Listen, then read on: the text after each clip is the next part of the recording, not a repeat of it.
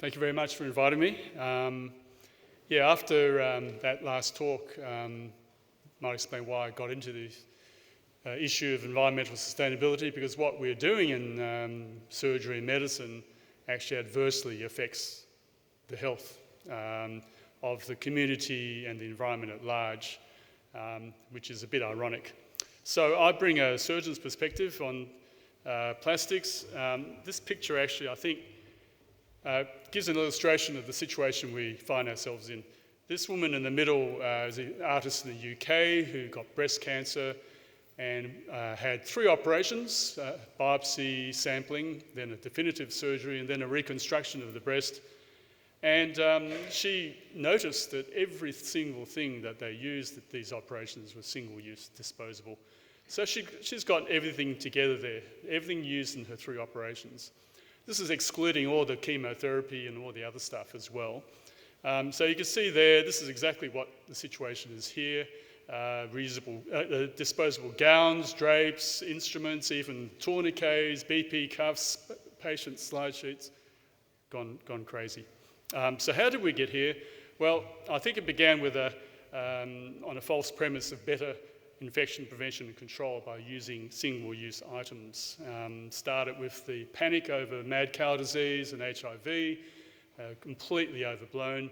And that led to extreme risk aversion, I would say excessive risk aversion, driven by the medical legal machine, by industry. They loved this, they jumped on board and they fed the public. And so the public is there putting the pressure on us. But when you look at the evidence, in the context of a reliable water supply, cleaning and sterilisation facilities, single-use equipment has never been shown to be superior to reusables. And by the way, reusables are cheaper and carry a lower carbon footprint also for the most part. This has now led to habit. Everyone's used to doing this. And it's very convenient. You just open, use, throw away, forget. You don't see what happens to it down the line. And attitudes are very entrenched as a result. These attitudes are very, very hard to break, especially in a system that's overworked, overstressed, and under-resourced, which is our public health system. People are concerned about the environment, but they come to work and there's this avalanche of single-use stuff. You know, they have no concept where it comes from, who made the decision. They use it because they're concerned about the patient, right? As a surgeon, I'm concerned about the patient. I want good results. And then the other thing is that, you know, clinical targets, benchmarks, KPIs, outcome analyses, they exclude environmental impact. That's not considered. Starting to come in, but too little, too late. And the whole system has become a runaway train. Environmental impact is just, you know, sort of shoved aside into the background, and everything's geared up for single use. You know, infection prevention and control, at a higher level, state, federal level, quality standard committees, procurement committees, they're all driven. They're starting to turn around now, but is it too little, too late? This reflects what happens in society. Here we are on the left-hand side. The y-axis is the carbon footprint from use of plastics per capita population. Australia there leads the pack for high-income countries. The 2 points are 1995 and then 2015. So over 20 years, we've shot right up into the outright lead amongst high-income countries for per capita carbon footprint from plastic use. And on the right side, we lead the world in the fraction of the carbon footprint from plastics that's imported. So it all comes from abroad. Here we are. The illustration of plastics, single-use items in surgery. That arrow there, those 2 arrows, laparoscopic, keyhole surgery, hysterectomy, removal of the uterus. There, is the carbon footprint of the same operation done in the standard open technique. Okay, I'm not saying that the open technique's better, but it's a huge increase, almost double carbon footprint when you do it laparoscopically through keyholes. Why? Because it's the single-use consumables.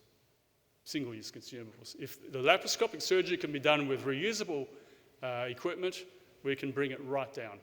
But it's really, really hard. Here's another example.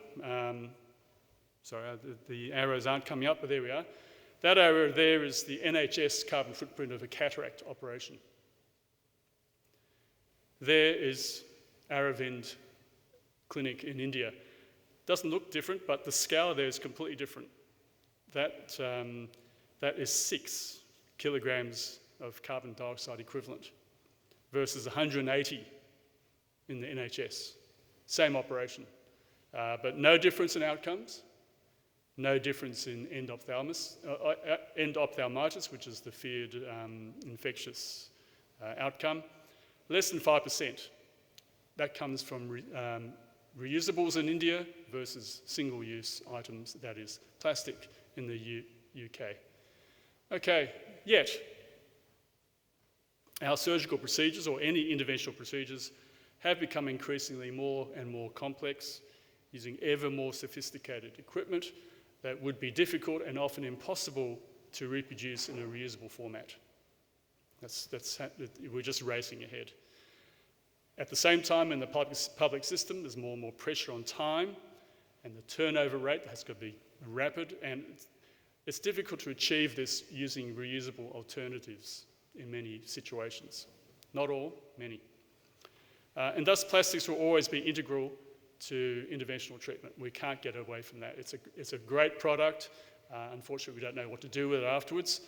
But with technical advances, we may be able to come up with better plastics or better materials or better uses thereafter. So we need plastics. We have to work smarter with them. How do we do that?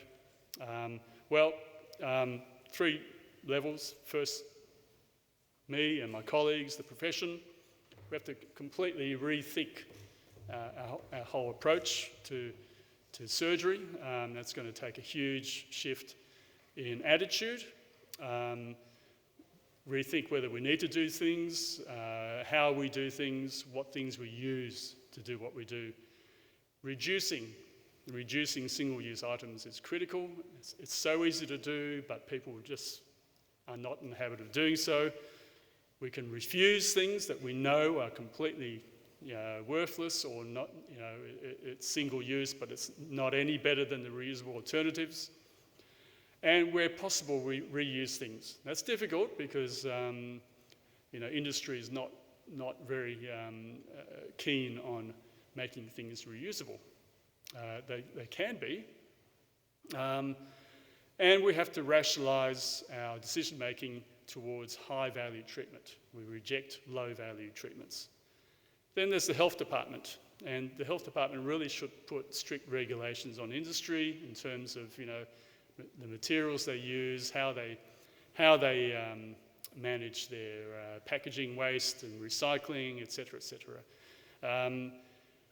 Procurement strategy has to be geared more towards environmentally sustainable choices.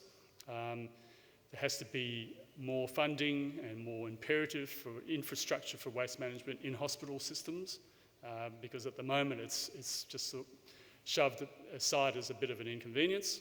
And this is happening right now through the Net Zero unit. They are getting clinicians involved, but clinicians need to be involved in policy development and in analysis of various products, because we're on the ground. We know what works, what doesn't.